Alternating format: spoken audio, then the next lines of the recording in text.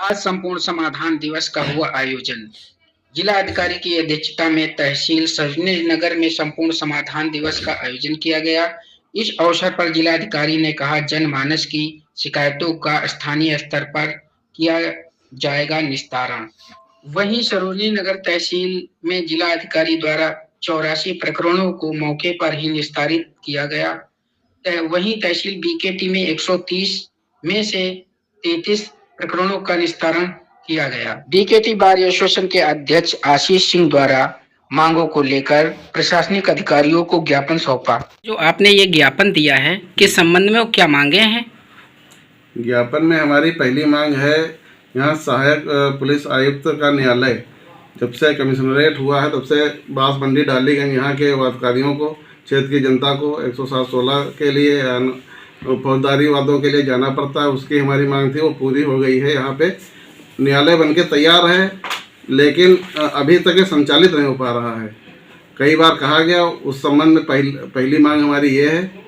दूसरी मांग जो अभी 1 फरवरी से यहाँ पे जो बैनामे हो रहे हैं, निष्पादन का कार्य हो रहा है एग्रीमेंट, उसमें आधार और पैन कंपलसरी कर दिया गया है। देहात में बहुत से किसानों के पास पैन कार्ड नहीं है या आधार उनका नहीं है, नाम चेंज है, तो बैनामे नहीं हो पा रहे हैं, बहुत दिक्कत आ रही है। तो इसके साथ में जो पहले से प्रक्रिया चल रही थी, फॉर्म 16 लग जाता था पैन की जगह पे, आधार की जगह पे अन्य कोई निर्वाचन कार्ड या बैंक पासबुक से होता था, उसी तरह हो। और जो सत्यापन का कार्य हो रहा है, अंगूठे से केवल हो रहा है, उसके लिए जो है अंगूठे के साथ साथ आंखों की पुतलियों से भी सत्यापन किया जाए, ये मांग है। तीसरी मांग, जब से 2-3 महीने से करीब SIR का काम चल रहा है, तब से यहाँ की कोर्टें बाधित हैं और नए तहसीलदार तो बिल्कुल आ ही नहीं रहे। न तो कोई यहाँ का जो है कोई बयान हो पा रहा है, न तो कोई न्यायालय चल पा रहा है। तो इसके लिए कम से कम SIR की ये जो चल रहा है कार्यक्रम, यह भी करीब 1 महीना और चलेगा जैसा कि आदेश हुआ है। तो कम से कम 2 दिन सप्ताह में अवश्य इनको यहाँ पे न्यायालय करने के लिए, संचालित करने के लिए किया जाए, ये हमारी मांग है। क्या नाम है आपका? मैं राजेंद्र रावत। किस समस्या को लेकर के समाधान दिवस में एप्लीकेशन दिया? एक प्रार्थना पत्र है, काल्पनिक मंदिर है जलालपुर बसेना में अनुरुद्ध जी का, जिसमें आवागमन ज़्यादा है पुजारियों का। तो मैं देख रहा हूँ 2 किसान हैं जो दोनों तरफ तार लगाए हुए हैं, छोटी सी मेड़ बनी हुई, उसके कई प्रार्थना पत्र दिए गए। और नेकपाल कानून को जो भी जाते हैं वो दबंगों से डर के भाग आते हैं। तो कहता हूँ पुलिस विभाग इतना बड़ा है, DM साहब को मैंने दिया और उन्होंने लिखा पुलिस को भी, तब भी उस चक्रों को नापे नहीं। और ऐसा बानो नेपाल है, वो फर्जी रिपोर्ट लगा दिए कि अभी जो है वो काम नहीं हो पाएगा, फिर फसल जब कट जाएगी होगा। ये 20 बार का यही है। वो 2 दबंग जब इनको डांट देते हैं, लोग भाग चले आते हैं, जिसमें बैरागी श्यामलाल और सूरजपाल, गया प्रसाद, इस तरह के लोग हैं जो चक्रोट को पटने देते। चक्रोट जबकि मंदिर को जाने के लिए वही एक मुख्य चक्रोट है, वही से जो है मंदिर की तरफ लोग जाते हैं।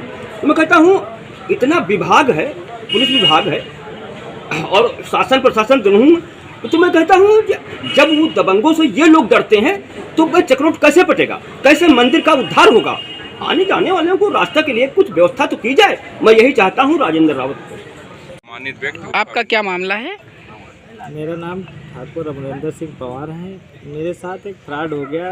मेरे एक मित्र थे, साथ में हम लोग किसान यूनियन में काम करते थे। उनका नाम अमन सेठ उर्फ अमन महबूब है। और वो साथ में किसान यूनियन में काम कर रहे थे। उन्होंने कहा मेरे पास भाई गाड़ी नहीं चलने के लिए, तो और पैन कार्ड भी नहीं, बैंक अकाउंट भी नहीं है, तो आप अपना पैन कार्ड अकाउंट लगा दीजिए, किस्त हम देते रहेंगे। तो हमने कहा चलो ठीक है। हमने अपने कागज़ लगा दिए, उन्होंने गाड़ी निकलवा ली।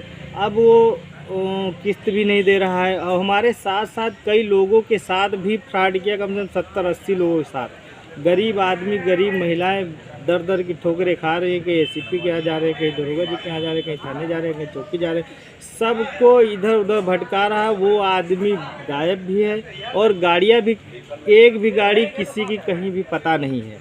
तो इस तरीके का हम लोगों के साथ फ्रॉड हुआ है और हमने भी प्रार्थना पत्र दिया है, थाने में दिया था, लेकिन अभी तक FIR भी दर्ज नहीं हुई है।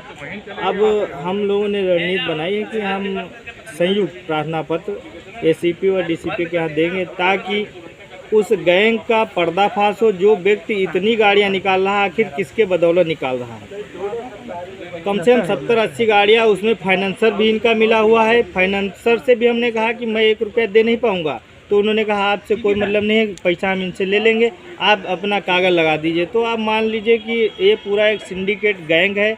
उस गैंग के तहत भोले भाले किसानों को, हम लोगों जैसे साथियों को अपने साथ विश्वास में लेकर के और ये फ्रॉड कर रहा है और किसी भी गाड़ी की किस्तें नहीं दे रहा है। सब जो भी अरे बैंक वाले जो भी कर्मचारी। अच्छा, इसकी आपने कहीं पर शिकायत की, बैंक में या विभाग में? हमने शिकायत की है, हमने शिकायत थाने में दर्ज कराई है। अब हमारे साथ फ्रॉड हुआ है, 420 मामला बनता है उसके खिलाफ, लेकिन अभी तक वो थानेदार भी यही कह रहे हैं कि डीसीपी के यहाँ से आएगा, करना पड़ता है हमें FIR लिखेंगे। अरे फ्रॉड मेरे साथ हुआ, DCP जाए चाहे ACP जाए चाहे कमिश्नर के यहाँ जाए, लेकिन मेरा मुकदमा तो लिखा जाना चाहिए था। अभी तक हमारा मुकदमा भी तो नहीं लिखा गया है। और अगर उन गाड़ियों से अगर कोई भी दुर्घटना होती है, हमारे साथ साथ 70-80 गाड़ियाँ हैं, तो अब आप मान लीजिए अगर कहीं घटना या दुर्घटना होगी तो उसके जिम्मेदार कौन होगा? हमने तो प्रार्थना पत्र दिया है, अगर आप हमारी FIR नहीं लिखोगे तो हम भी तो कहीं ना कहीं दोषी होंगे उसके। जी।